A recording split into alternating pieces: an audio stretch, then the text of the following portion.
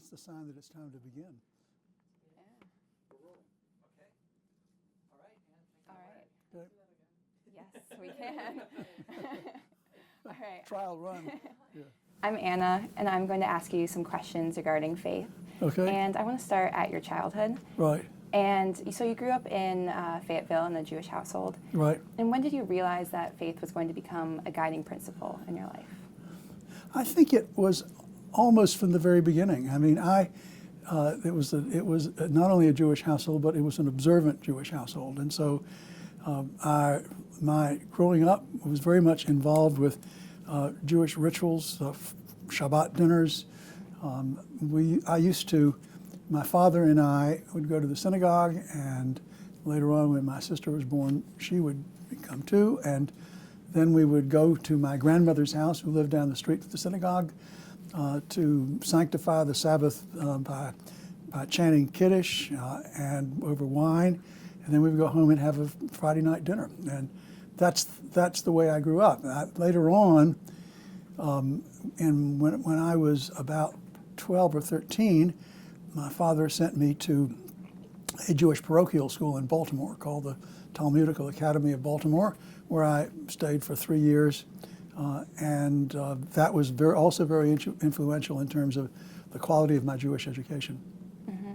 And I'm trying to get a sense of what Fayetteville was like at this time. Was it a very welcoming place for Jews, or was it? Fayetteville was always a very welcoming place for Jews. I cannot remember a single anti-Semitic occurrence that took place during my life in Fayetteville.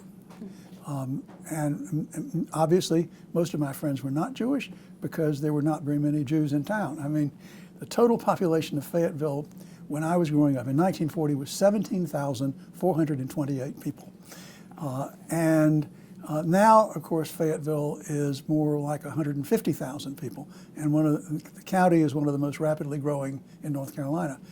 But still, and the Jewish population, of course, as a percentage of the total population, is considerably less than it was, because I think that maybe now there are 135 Jewish families in a town of 150,000, as opposed to 150 families in a town of 17,428. Mm-hmm. And you talk about going to the synagogue with your father, and he was a cantor, Yep. and you followed in his footsteps. Yep. So you were a cantor for over 50 years. Correct. And together with him for most of that period. Mm-hmm. And then after him, well, when he died in 1970, I continued on until about 2006 or 7 in Fayetteville. And then as the full-time cantor for the high holidays, but I'm now part-time cantor at the synagogue I go to here. And that must have been really difficult to work, travel, and maintain that position. Why was it so important to you? Well, it was part of the tradition that I grew up in. I mean, my father did it with another man for many years when I was growing up, and then the other man died, and my father asked me if I wanted to try to fill in and do it jointly with him. And I said, sure. So it took some learning for me to get up to speed. And then when my father died, the congregation asked me if I would continue by myself, which was fine to do, except that as I got older, it just got harder to do it in terms of my voice, because synagogue services on the high holidays are 5 hours. 5 hours on Rosh Hashanah in the mornings, and in Yom Kippur, it's more like 8 hours.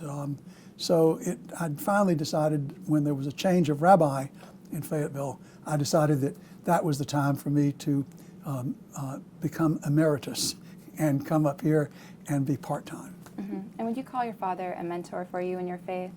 Absolutely. He was a mentor and exemplar. He was someone who lived the faith, and he and my mother were very active in the Jewish community. He was president of the synagogue. He was usually, for most of my growing up period, he was the president of the campaign that raised money for the Jewish community and for relief things in Israel. And my mother was also very active in the Jewish community too. She was head of Hadassah, which is the women's auxiliary. So it was part of my growing up that just, they were wonderful examples of that. And so you gave a speech that I read a little bit of to the Southern Jewish Historical Society. You've really done your homework. Yes.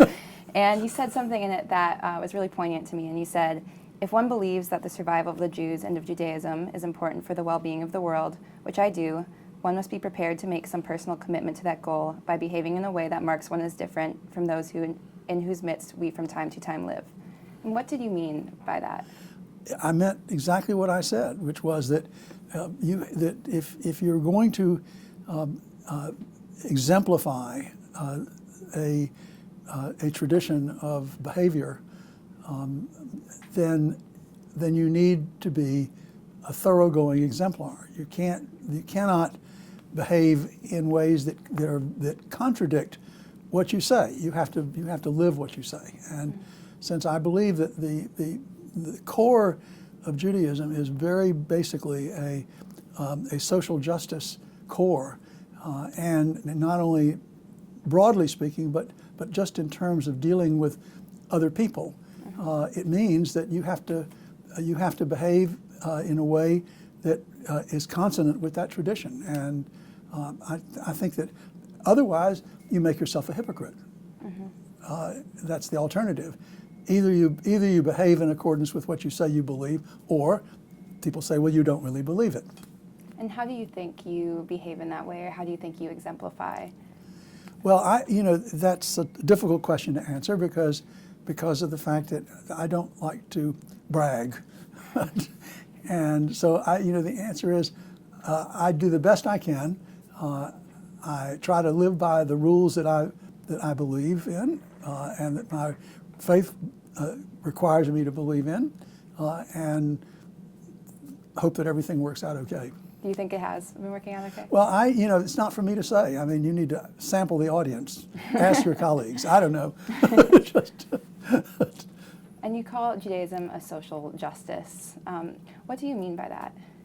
Well, you look in the Bible and in the Old Testament, and what you see is 36 times in the Bible it specifies, "Thou shalt love the stranger and treat the stranger fairly." The laws are not just the laws. There's a set of ritual laws that are binding on Jewish people, and one of those laws has to do with looking after other people and looking after the welfare of other people. And not only are there 36 examples in the Old Testament of commandments to love the neighbor, but and treat him no differently than you treat the native born. But there are also countless examples. The number of different categories of what could certainly called social justice kind of activities. If you have fields that grow crops, you're not permitted to harvest the whole field. You have to leave the corners for poor people to pick up. If you drop stuff in the process of harvesting, you've got to leave it. You're not supposed to pick it up. It's supposed to be there for poor people. If you're not permitted to harvest a field in the 6th year out of 7, that's a year the land is supposed to lie fallow, and anybody can go in and pick it. You're not permitted to take from your own field and store it up. You can only take what you need to eat on a day-to-day basis, and everything is to be left, for other people, poor people, to come in. So we're commanded to tithe our earnings, tithe our capital gains. Everything is tithed in the sense that you're supposed to take from, take Mark Zuckerberg yesterday announced that he and his wife, Dr. Chan, were going to give away 99% of his current wealth value, which is $45 billion, and give it away during their lifetimes. Now, I had no idea. I think that Mark Zuckerberg is Jewish, but I don't know that for a fact. But in a sense, that kind of a decision, he did it. They're holding his newborn son, saying that this was how he was celebrating the birth of his son. He was dedicating his wealth to humanity, basically. And do you think that's why you are so interested in philanthropy as your Well, social philanthropy is a justice? very, very important part. We don't, the term philanthropy was really developed much later. In the Bible, it's called tzedakah, and the word it has to do is related to the word for justice, which is tzedek. And so we are commanded, it is a commandment for us to give charity to people who need it. This is something that some of the Christian denominations have also adopted. The Presbyterians, I think, the Mormons, among the others, have the same kind of requirement. You look in the Bible, and the very first opportunity where it appears is in the book of Genesis, where Abraham says, I'm going to give a tenth of everything that I've gotten in this war that occurred there to charity, essentially, to do to God. So it's so inextricably bound up. In every Jewish home, or it used to be, I think it's still the case of many, there's a little box called a tzedakah box, referred to in Yiddish as called a pushka, which you drop money into every time you have change. You do it. And on every occasion we raise money for communal things, for helping the poor, all of those things. It's just, it's bred into our roots, just into our bones, and it became very much a part of me. Let's switch gears a little bit to your Okay. public policy. And do you think there are times when conflicts have arisen between your work and your faith? Well, every religion that has requirements, has behavioral requirements in it, poses problems because there's some Jews who are much more strictly observant than I am. They do not cut on lights on the Sabbath. They do not drive cars on the Sabbath, and so on. And I've just found that very difficult to do in this kind of a setting. So I do drive to the synagogue. I try not to drive anywhere else.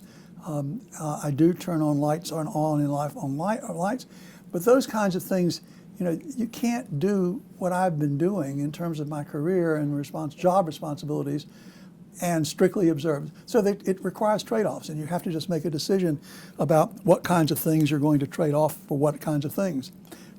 So there are conflicts in that respect, but those are, they basically go with life, and I think everybody has to face those everything has trade-offs. Every decisions you make, nothing is a pure, simple do it without any costs. There are always costs, and you have to figure out what costs you're going to pay. You're willing to pay for what kind of benefits you think you get.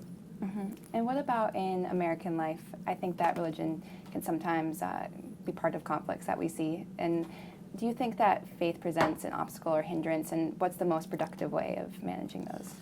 Now I want you to be more specific about that, because I'm not really sure what you're asking. So when religion is involved in conflict and when policy manages those conflicts, Right. how do you think, what's the way to manage those obstacles that are sometimes presented by religion? Well, a lot of the issues that public policy is trying to deal with right now are influenced by, affected by religion. The pro-life and pro-choice battles are fundamentally, in the case of pro-life, is certainly dictated by perceptions of religion. Even today, the question of whether we should accept, how many refugees we should accept, if any, there's a very clear commandment in the Bible for us. You welcome the refugees, embodied in the Statue of Liberty, and give me your tired, your poor, your humble yearning to be free. That's a religious commandment. And so when I see public policy office holders saying, no, we're not going to admit refugees, even though it appears that refugees are not embracing people who are coming here for terrorism, I think we have an obligation to do that. But, you know, that's an obligation I feel. Decisions are made by majorities, and the majority doesn't always feel the same obligation by definition in a heterogeneous society like we are. Mm-hmm. And one last question about your holiday cards. I was talking to Pam, and she's talking about how you're going to have over 2,600 this year, and they usually She shouldn't have told you the number because I don't tell anybody the number. All right. I don't know how many there are, and so I'm not going to confirm or deny how many holiday cards there are. But there are a lot. Yes, there are lots. And they're usually a translation from Hebrew scripture, Right. and then a poem that you write to Correct. accompany it. And how did this practice start? Well, this was a case of necessity. For many years, when I was in college and thereafter, I sent out holiday cards to friends, and the list got longer and longer. But mainly, and I would go out and try to find, I'd go to the stores which had these books of cards that you could order and have imprinted, and I would try to find cards that said something that I wanted to say. Well, I guess as I got more finicky, as I got older, I could find fewer and fewer things that I wanted to say that was printed in the cards. And so about 30 years ago, maybe 40 years ago, I decided that it was an utter waste of time for me to go out looking to find cards that others the commercial companies had printed, and that I therefore was going to write my own. And so ever since then, it's the writing of the card takes a lot of time. Probably takes more time than the search costs were in finding a card. But the satisfaction in writing something that I really want to say is more than enough reward for doing that. And it's also a way. It has been a way for me to keep in touch with professional colleagues, friends, and others, people who have done kind things for me during the year.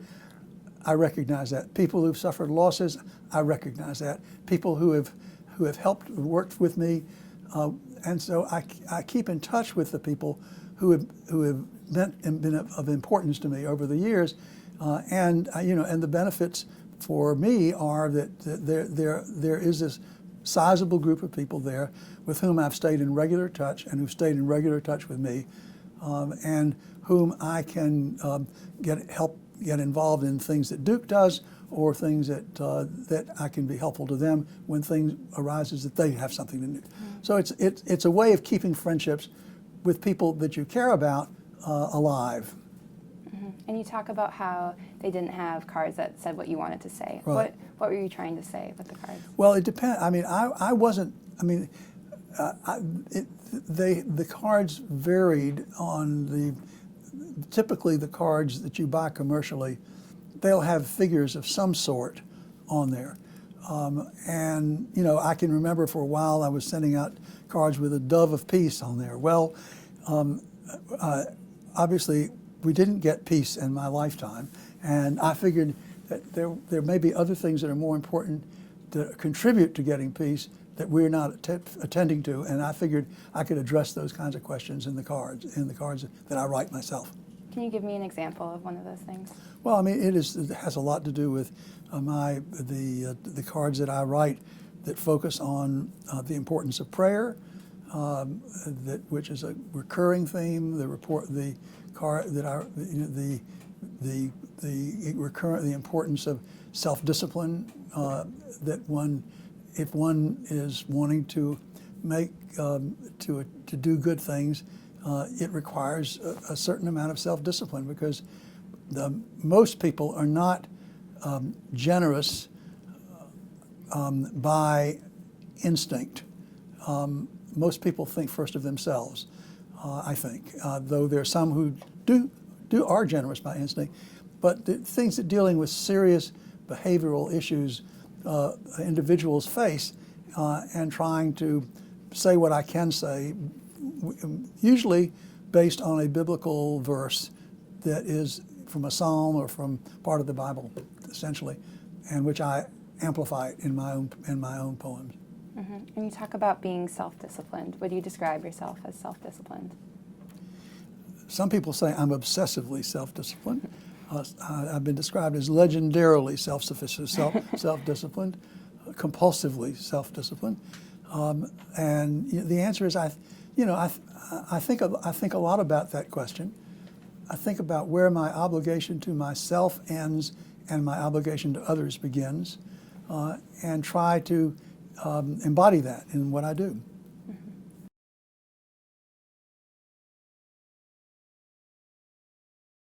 So hi, I'm Jacqueline Monetta, and I'm going to be asking you a couple questions about leadership and service. Right. So the first thing I want to ask you about is your network. Over the decades, you have created this remarkable network of people around the country and even around the world. Everyone we've talked to talks about it with amazement about how many people you know and how you nurture these and maintain these relationships. Can you tell us a little bit about how you started and what's the most important thing about nurturing these connections? Well, it started pretty much the way I described earlier with respect to the holiday cards. I started sending out holiday cards to friends and acquaintances when I was in college. And the list sort of grew, and it grew. And my criteria were, I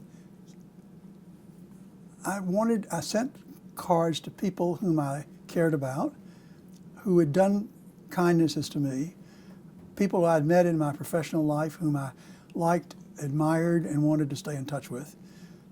Let's regard it as an antiquated form of LinkedIn, if you want to. I don't belong to LinkedIn. I think I have enough friends without LinkedIn. I couldn't manage any more than I've got. People say you are the LinkedIn, or we're the first to LinkedIn. I don't know about that, but and all I know about is that I just did it. I started doing it, and it has grown over the years. And some people come, if I, for one reason or another, people don't send me their addresses, or we go different ways.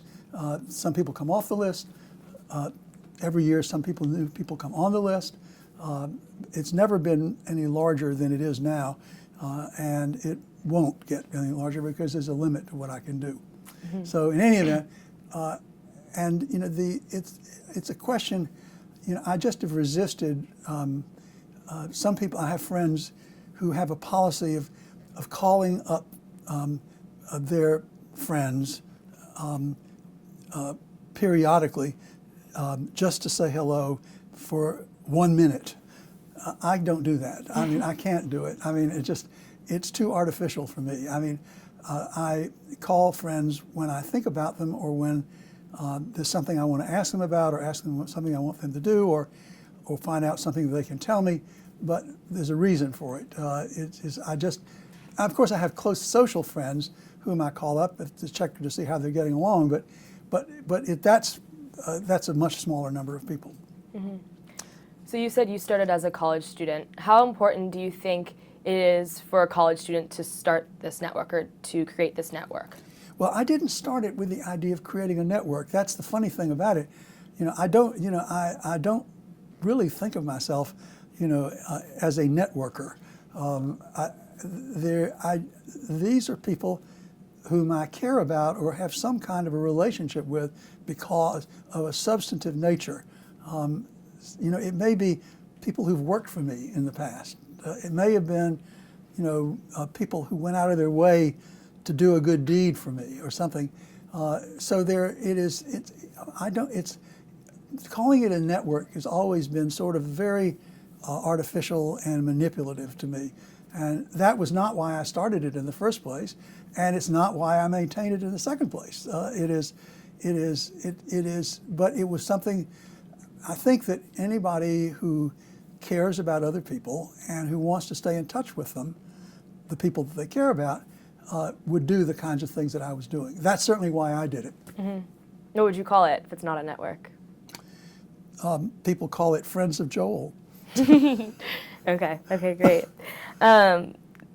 So I think it's clear that after talking with Pam, after talking with Matthew Eads, who's a good friend of mine, and Robert Wright, and from reading the book that you received on your 80th birthday, that you have an uncanny ability to put people in touch with their own aspirations in a way to fulfill them. In your own experience, what's the key to identifying and cultivating a vocation? Well, identifying and cultivating a vocation are very personal kinds of things. And what I say to people if students ask me for advice or guidance or whatever, I say, the first thing I say to them is, well, what do you want to do? I said, I can be pretty good, I think, at helping you do what you want to do and helping you figure out how to do it. What I'm not very good at is helping you figure out what to do. That is, you have to know yourself what to do. I can't, people come to me and say, well, what kind of a job should I be looking for? And then I say, well, the truth of the matter is, I can't tell you what kind of job you should be looking for. What kind of things do you like to do? And what kind of job do you think you can find that will enable you to do the things you like to do? So it's really a question of drawing out of somebody what it is that they care about and what kinds of things they think they might be interested in doing. And so, and I enjoy helping people do what they want to do. I enjoy helping people solve the problems that they're facing. And sometimes I can help them in substantive ways to think about the problem, and sometimes I can't. I mean, just because it depends on what the problems are. Mm-hmm. Do you have an example that where you've helped somebody, or like a story where they thanked you for helping them find their vocation? Yes, but I really don't like to. I don't like to claim causality in these mm-hmm. things, because causality has many fathers, mm-hmm. And it is not something you never know what would have what would have happened. I'm contributing a little bit to something that other people are also contributing to. Right. And so it's just hard. It's just hard to say. I mean, there are people who are doing their jobs now. I don't like to name names, but there's a good friend of mine who worked with me here when he graduated from Duke, and who, when I was starting the Capitol campaign at Duke, and he was puzzling over what he was going to do afterwards. He had several offers. We talked a lot about those offers. I told him what I thought he should do in terms of what kind of a career he wanted to do, and he accepted. He did it. He's been there ever since, and he had a very successful career. But I just don't want. I don't feel comfortable naming names in a situation like that. Okay, so we have to ask you a question about wine, because this is a place where your professional and your personal interests come together. We've looked through your collected wine reviews and even seen boxes delivered to your office. Was there an aha moment in your appreciation for wine, or did it grow gradually? Well, some things happen in a very distinctive way that you never forget. In the case of wine, this all went back to an episode that took place in Boston in 1959, many years ago, before you were born. When I was, I think in 1959, I was 25 years old. And I was then, I had a good friend, I think not a close friend, but a good friend, who went to kindergarten with me in Fayetteville, North Carolina, who then went to Davidson College and did very well, and then went to the Harvard Medical School, where he did very well. And he did so well that he was appointed a teaching fellow when he graduated. And I was then, I went to Chapel Hill, and then I went to the Yale Law School. And I was at the Yale Law School then. And he called me up and said, why didn't I come up and spend the weekend with him?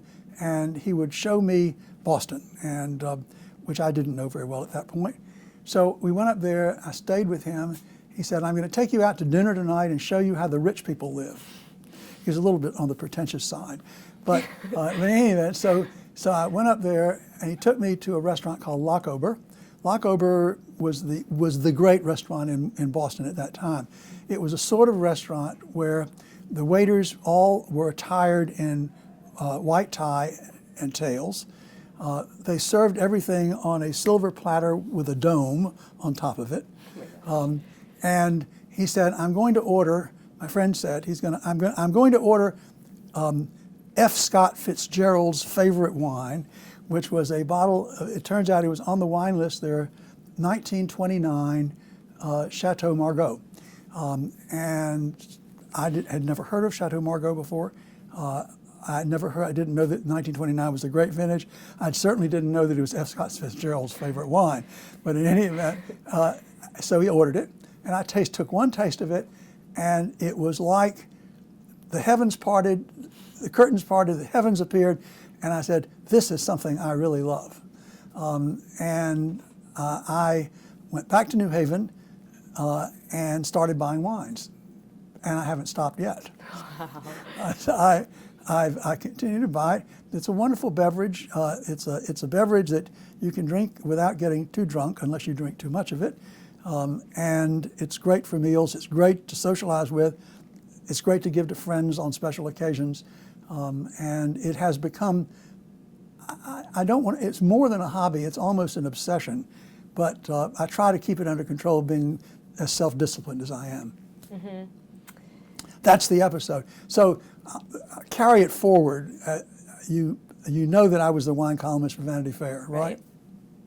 Well, that event in Boston not only triggered me to go out and start buying wines, but it also triggered my desire to share the wines that I liked with friends.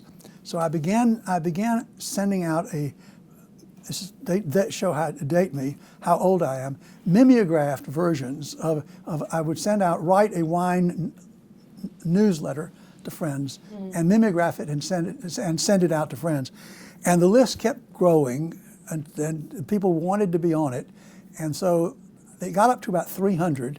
Wow. And I decided that was too much, and I stopped. Okay.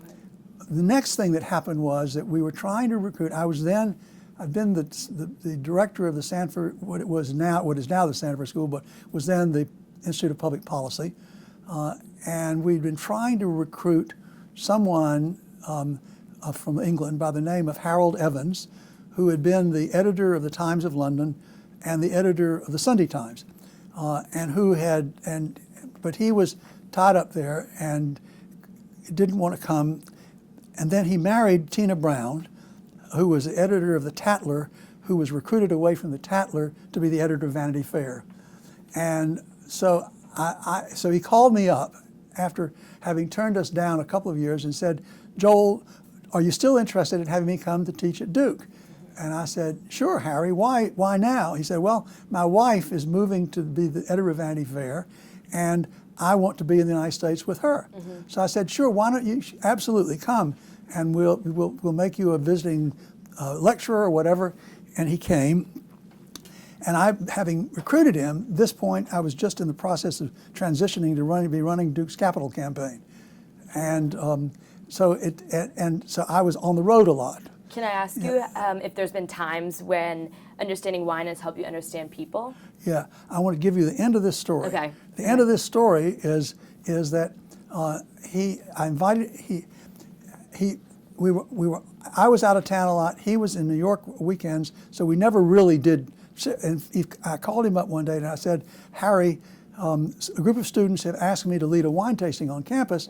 Would you like to come to the wine tasting and sit next to me, because I'd not had a chance to welcome him here by taking him out to dinner. And he said, well, Tina's coming that weekend and she doesn't drink wine, but I'll ask her. So he asked Tina Brown and called me back, said, yeah, she'll do it. So she came, I put one of them on one side, one on the other side. I presented 12 wines at the dinner, over the dinner for this group of students. She called me up the next day. She said, Joel, I want you to be my wine columnist. That's how it all happened. I said, Tina, I don't know enough about wine to do it. I love wine, but I don't know enough. She said, no, I think you do. I heard you present it last night. She said, call me back, and I never called her back. And she called me back 3 months later and said, I'm really serious. I want you to do this. Please consider it. Wow. And if you decide you don't like it, you can stop. And so I agreed to do it, and I did it for 8 years. Wow. Okay, so are you happy you did it? I was happy that I did it for 5 of those years. Okay. Then the last 3 years, I was beginning to be bored by it, and which ultimately decided that when I had a sabbatical at Duke at the end of the capital campaign, I decided that I would stop doing it. And so it happened to coincide with Tina's leaving the Vanity Fair to be the editor of the New Yorker. And so it was a perfect time to end. I ended it. Okay. And I want to switch gears a little bit. Okay. And I want to talk about leadership. Okay.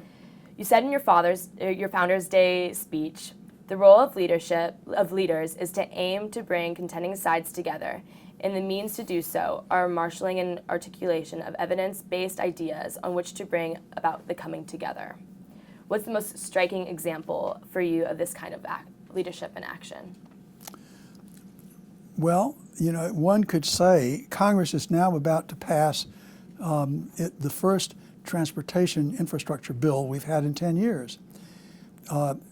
It is no accident that it is occurring because of the new Speaker of the House, and who, together with the Democrats, who can overcome the obstacles by bringing people together who share the same values. This happens to be an issue that is not politically unpopular. It's not affected by religion. It's not affected by things that are hot button issues, but it's the sort of thing where people can gather around. That kind of leadership, Lyndon Johnson was an extraordinary exemplar of that, of bringing people together around the issues that they cared about in common rather than the issues that divided them separately. And that's really what leadership depends on, having a reservoir of trust by the people you're trying to bring together. You can't bring together people who don't trust you. And that trust that you build up is the only thing that gives you the capacity to bring people together who disagree with one another. And a friend of mine with whom I did some work setting up an organization called the Partnership for Public Service used to say, he would, in a joking way, he would say about me at the board meetings, he said, well, Joel has a way of pointing out the things that enable people who disagree with one another to agree with one another.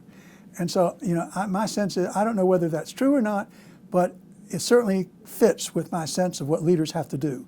They have to be able, if they can't bring people together who disagree, then they're not really good leaders. They're just advocates of some sort or another. Another part of leadership is overcoming obstacles. How important of an attribute do you think that is? I think it's very important. I think that we need leaders because many people cannot speak with one voice.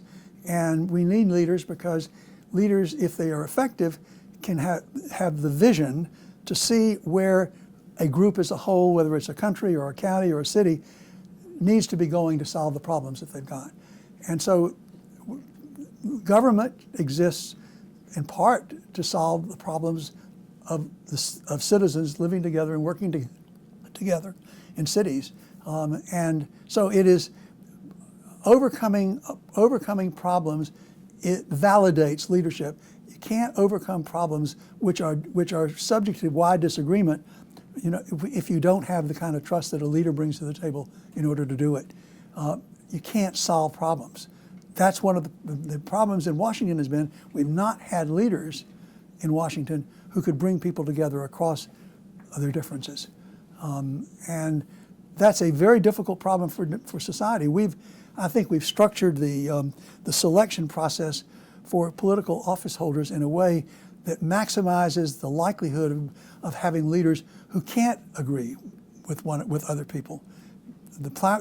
That's a function of the way the primary system operates, where people who vote in primaries are the extremists on one end or the other, and they nominate people for the roles of office holders from the vantage point of their own ideological concerns, not for the capacity of people to overcome those ideological differences. And I think that we need to figure out ways of modifying the selection process in order to be able to select leaders who can, in fact, cross ideologies. What about leaders in communities rather than as a country? It's even more egregious in communities because the people live together. And so that the problems problems of communities are where they're the locales of first resort. I mean, and cities or towns can be torn apart by differences of one sort or another. And so the role of leaders in small communities, medium-sized communities, cities, is a very important role in creating cohesion. I mean, you have an example. Joe Riley is the mayor of Charleston, South Carolina. He's been the mayor of Charleston, South Carolina for something like 40 years. He's earned the trust of the people. He's a wonderful guy with vision, who speaks softly, who listens carefully, and who has built up a reservoir of trust that has enabled him to make all kinds of changes for the good in Charleston. If you don't have leaders like that, cities can't hang together. So it's all the more important. These people in Charleston live with one another. And imagine how bad life can be if they don't have a leader who can bring the city together in solving its problems. So lastly, my last question is about philanthropy. And you're known for your study of philanthropy. In a class at Duke, which I would actually love to take, you assign your students to write a paper analyzing their motives for service-based activities, where they came from, and to describe how they've benefited from it. You missed out one important ingredient that you left out, is who inspired them to start engaging in volunteering or philanthropy. And it's almost always their parent who included them in whatever they were doing. Interesting. Awesome. And do you tell them how you'd answer these questions? I don't tell them how to answer the question. I'm always eager to see how they answer them. But how you would? If they ask me, the answer is yes. You know, a good example of that is I say to them every year, I said, you know, if you think that you want to do good for other people in volunteering and in giving money away, you know, my advice to you is that what you should do is what I did some 50 years ago, which was when I started receiving a salary check, I set up a separate bank account that is my charitable account, and I put whatever percentage. In my case, it started out at 10% of my salary, it grew to 20%, and I think it maybe now 30% of my salary that goes in there at the beginning of the month, and I build up a fund which I then dispense as things come along that I think I should really support in one way or the other. So it's the kind of thing, and I tell them that. I said, doing that really makes it easy for you to give money to things that you care about, because you have made the decision in principle to do it, and you've set aside the money to do it, so you don't have to trade off an expenditure, a contribution to some charitable organization for something that you need or want for yourself. You've made that decision. You've put it aside. You know it's going to be used for those purposes. It sounds a little bit like you were saying earlier about the box that you have in your house, that if you have any leftover change, you put it in there. Right. How closely related is your faith and service? So it's very closely related. It's an obligation of my faith, you know, and it's sometimes costly in terms of time, but that's part of what, you know, you have to make room for some things, even if you don't have time. All right. Well, thank you so much. My pleasure. Thank you.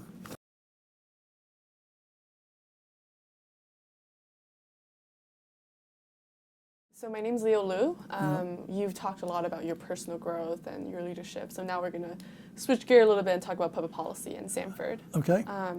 So back when Sanford was founded, I mean, it was a very different kind of time, and there was very few presidents that you and others who founded Sanford could follow.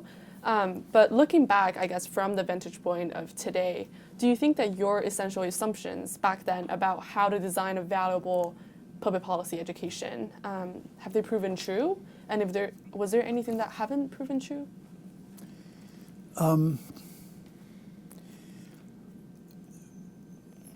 The field of public policy education started about the same time as we were doing this. There had not been, the history of public policy education in the United States goes back into the 1930s, and a number of what are called schools of public administration were founded. The schools of public administration were not connected with the basic underlying disciplines. They were not connected with economics, with politics, with statistics, and all of those kinds of things. And so they really began to go to seed. They didn't have the means of their renewal built in to the paradigm of the schools. When the public policy movement got started, and the first schools opened up in 1967 at Harvard and at Michigan and at the University of California at Berkeley. And the new paradigm really was a reversion to public policy as it was articulated by Adam Smith in Glasgow in the 18th century. It was bringing back together all of the disciplines that I mentioned to you, politics, economics, statistics, decision analysis, all of those, and ethics, all into the same intellectual framework. In a sense, we didn't invent something new. We basically restored something that had once existed. That is, that union of all of these perspectives on public policy. I think it's been one of the reasons the field of public policy has grown as it has is because it had those constituent elements in there. And the experience in the public sphere is not different from what happened in the field of education, which was very much an applied field, and which is why the schools of education were and substantially are now still very bad. The same thing was true originally in the old public health schools. Same thing. They grew away from the underlying fields of medicine. So we basically are a second, let's say, an Adam Smith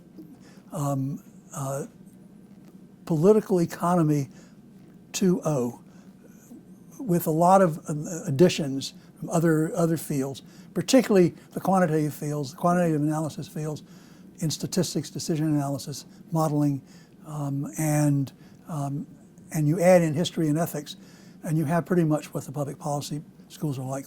So I think that one of the reasons that we have grown so well, we were the first, Woodrow Wilson School claims that it had the first undergraduate program in public policy, but it really didn't, not on the same model of the comprehensive model that I've just described to you. Mm-hmm. My sense is one of the reasons we've grown at Duke and perennially are either the first or second largest major is because that combination of integrated perspectives appeals to students. And if it's well taught, as we think it is here, it's going to enable students to learn much more about how public policy analysis works. So I guess the answer to your question is I think what we did at the time, I did it on the basis not of, I didn't invent this out of whole cloth. I interviewed all of the people running the other public policy programs. I didn't come to Duke until '71, which was 4 years after the first public policy analysis programs were started in '67. And as part of the work I did for the Ford Foundation that paved the way to my coming to Duke, I interviewed everybody, the people running, and a lot of the faculty members at all the other public policy schools around the country at that point to find out and basically distilled what I thought would make sense for Duke. Was there any kind of big obstacles? Like, was there a specific moment that you can remember that you were really kind of in doubt about whether Sanford would live up to expectations? No, not really. I mean, it's been a steady progression. We had the typical problems of a startup early on, in the sense that one of the things that's sort of funny about it is that I came into the leadership role here with a clear conception of how I thought faculty appointments should be made, which was that I had a very strong preference for having persons teaching in the Public Policy Institute have joint appointments in other departments. And indeed, I went even further than that and said that I thought that it would be best if the people who were in the public policy schools had their tenure in the other departments, not in the Institute of Public Policy. Well, that would probably, as things looking back, have been a mistake if it had worked out.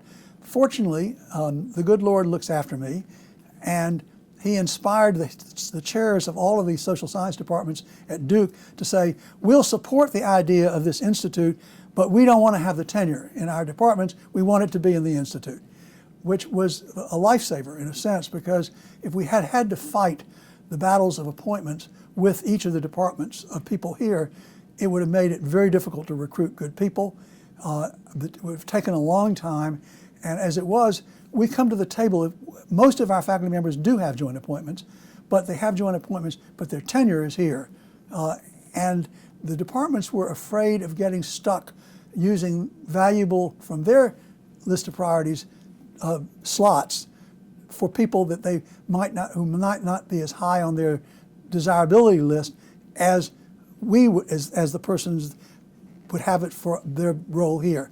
So in any event, that was a mistake that I could have made, would have made if left to my own devices, but as I said, the good Lord took care of those other faculty members and made them see that I was wrong. Great. So my next question is about kind of creating a space for coexistence, which interestingly you already mentioned in the last interview about how you think a really important trait for leaders is their ability to bring people with different ideas together. Right. So, and I think in the scale of kind of being a public policy school, that's also one of the core visions, is for it to be a productive space for coexistence of different experiences and values and views. And can you really think of moments where Sanford has lived up to that ideal? Well, I think it's lived up to it substantially. You know, we, from the very beginning, we were unusual, even in the public policy school world, because we had a full-time person teaching ethics, which no other public policy program had. Harvard had modules, but not full time. We had a full time person teaching history and public policy, which Harvard did too. We had people, an anthropologist. We had a photographer, Alex Harris, who was the documentary photographer. All of these people were here for a reason. We wanted to be sure that people who studied public policy making did not forget that they were making policy for the benefit of other human beings who needed things from the state. People who were poor, people who were hungry, people didn't have homes, etc. And that the people being trained here had the perspectives of other people who specialized in bringing those perspectives to the table. Whether it was the first thing Alex Harris did when he came here was to do a survey of migrant housing in North Carolina. Or Carol Stack was an anthropologist giving courses of that sort. Well, you know, and that was really important because the faculty modeled that kind of providing space. You know, economists don't care much about sociology, right, or anthropology particularly, but they were on the faculty. So you had these people with very different worldviews, very different professional skills on the faculty at the same time. We even had journalists from time to time. In fact, starting the first year, thanks to Gene Patterson, who came here after having been the managing editor of the Washington Post. So that the idea of a school of public policy is to get smart people with lots of different perspectives, working in the same faculty, having to listen to one another, and being sure to take account of people's perspectives from one another, because that's how you build really good public policy people. That's how you train leaders, and that's what we tried to do. And my sense is that it worked very well from the beginning. We've never really had the kind of disciplinary battles in the School of Public Policy that, for example, the English department had when they decided to go with a lot of the new literary scholars and with the particular doctrines. And we in the English department absolutely it had to be put. This is the English department at Duke had to be put in a state of receivership. There were 4 different chairs of the department. We never had anything like that, and that's really amazing given the wider variety of disciplinary and professional backgrounds in the school. So is there any time, and is there places where Sanford has fallen short of that vision, in the sense that, you know, the whole idea of diversity versus inclusion, like, so a lot of opinions are present, but not. You know, my sense is that we're never as good as we should be, and we always need to be, you know, on the cutting edge as best we can, as the university has become much more diverse, and the university is not as diverse as it could be depending on what your reference points are. But as the university has become more diverse, and the Sanford has become more diverse, I think we have I'm constantly amazed at when I sit up there on graduating weekends and see all the faces that I'm seeing and how different the complexion is from what it used to be. Just much more color, much more ethnicity, much more of all varieties of difference that are there, and so I can't. We are a lot more, for example, a lot more interested in global issues than we were before. But that's more a function of the changing times, and it's also more a function of the university's decision to be a global university. When we started the Sanford School, we weren't Duke wasn't a global university. It wasn't, it was hardly known outside of the state of North Carolina very well. The truth of the matter is. Okay, so we've actually had a chance to ask you about leadership, but now I'm going back to leadership. Leadership is also kind of, without a doubt, a really substantial component of what it takes to become a public policy practitioner, and you've already mentioned that. What's the most effective way of teaching leadership to public policy students? Because it's arguably sometimes people think that it's something that can't be taught. Well, I think our best leadership courses are courses that basically are rooted in history, in biography, in examples from real life. One of the things that distinguished us from the other places very early on was the fact that we systematically brought practitioners from the world of affairs into here to be professors of the practice, and we brought visiting professionals in constantly. A very large program of bringing journalists in over the course of the years, which is still here in a form that evolved.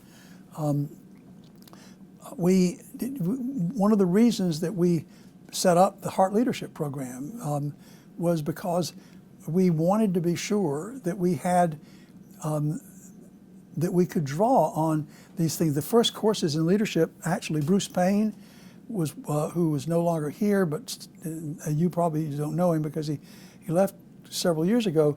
But he developed courses in humanistic perspectives on public policy based totally on biographies and histories, which fed over. He was also teaching in the leadership program. He was the one who actually started the leadership program, but it was based on that model.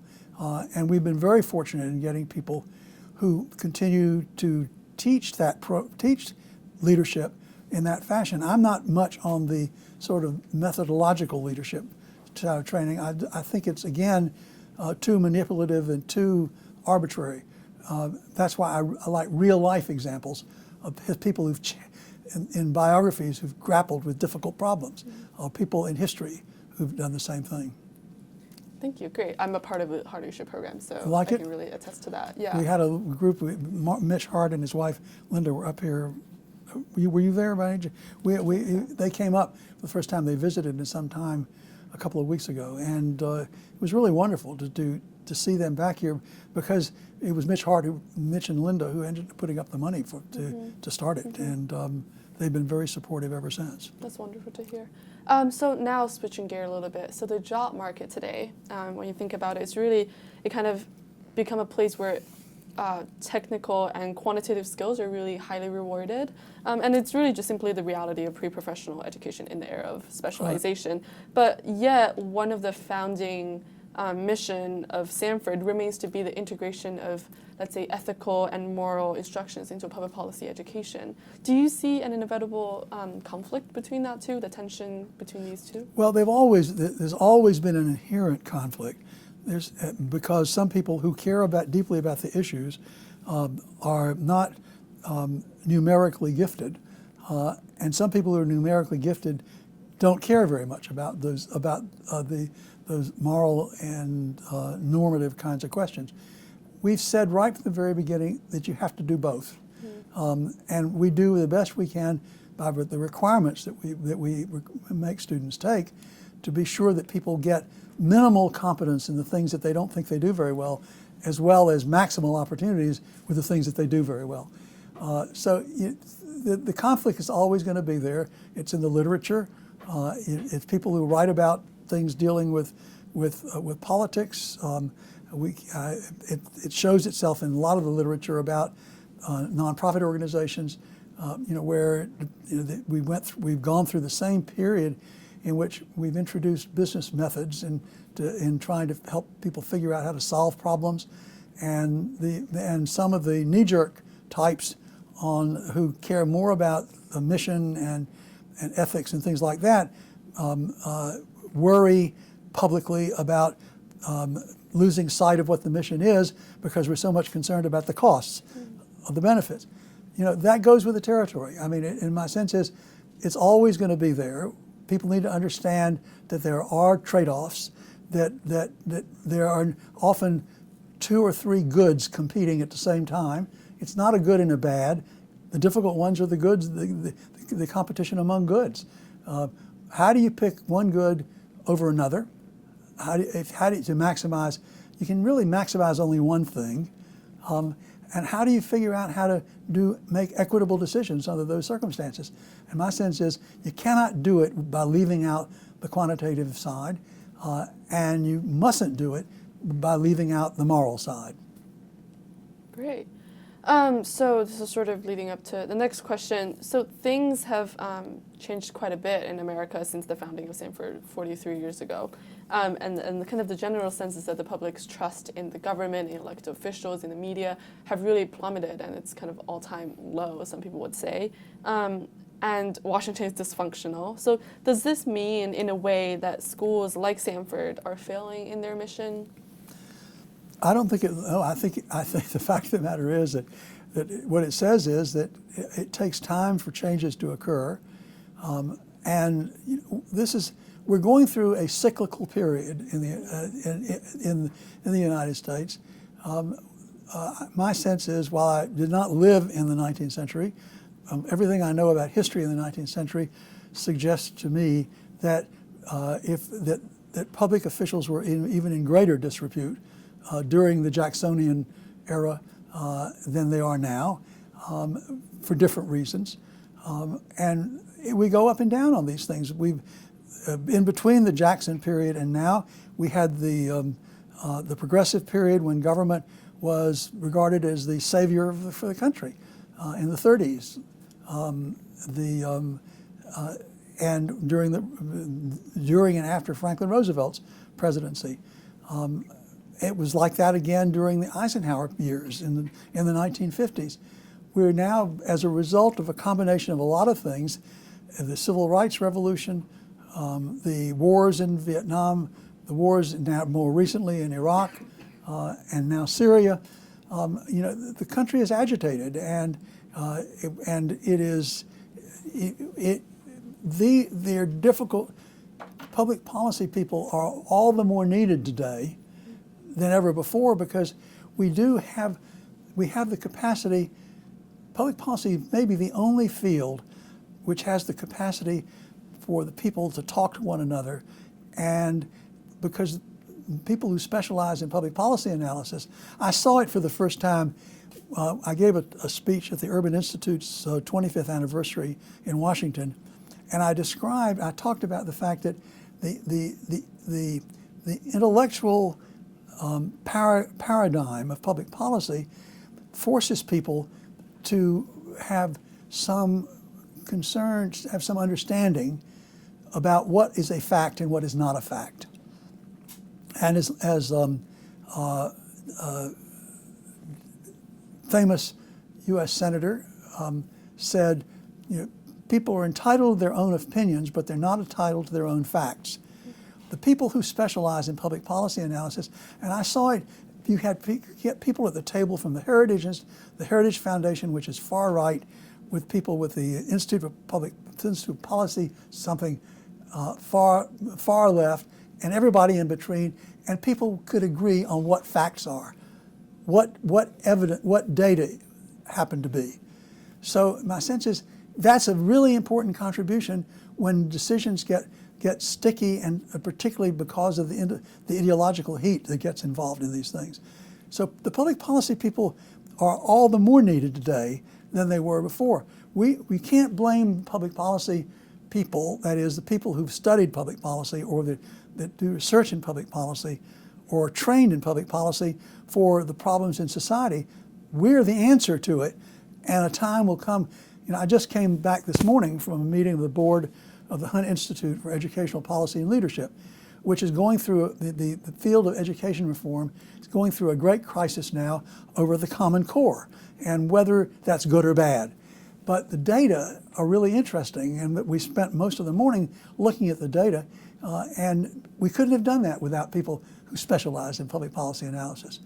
And there's already beginning to be a reaction to that kind of, to the heat and ideological differences there in that field, all because they're people who know public policy analysis and are able to help persuade people to listen to the facts and see what can actually be done.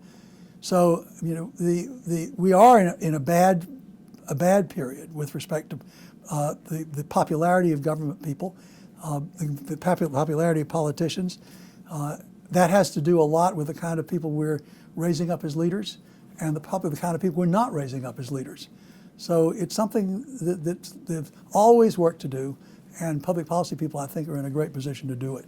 I definitely agree that public policy schools and students are the solution to the problem, not the ones to blame. So just kind of follow up on that. So is there anything that Sanford could do to adapt to kind of the public atmosphere, given the skepticism and given kind of the chaos? Well, I think that one of the things, that you look at the new proposal for POLIS, the new Center on Politics and Leadership, that is something that increasing the engagement of public policy students in the political arena is something I've cared a lot about for a long time. I think we haven't done as much recently and as good as well as we should be doing, and I think that's something that we can do to do that. Increasing the capacity of public policy students to deal with those questions in the kind of heated settings that they see in the real world. Mm-hmm. All right, so that's also kind of related, but just to close out, going forward, what do you see as the direction of Sanford's evolution? What do we do from going forward from now? I think that we build on the foundation that we've been created. We have very good scholars who are very good teachers, most of them, and we're open to changes. The kinds of things that Dean Brownell is talking about with respect to grappling with the problems of the people who have too much, who eat too much, and the people who don't eat enough, who don't have enough to eat. That's a critical problem. Poverty is one aspect of that, and people behave much worse than they should if they're at one extreme or the other with respect to food. And the consequence is they get grumpier. And therefore, focusing on that is really a good thing to do. And having somebody here who's an expert, a world expert on nutrition and obesity and hunger, to lead us at this time strikes me as being a very good thing. That and the Politics and Leadership Center, I think, are really important things, way of going forward with this. Great, thank you. Okay. Good, thank you. Thanks for asking good questions.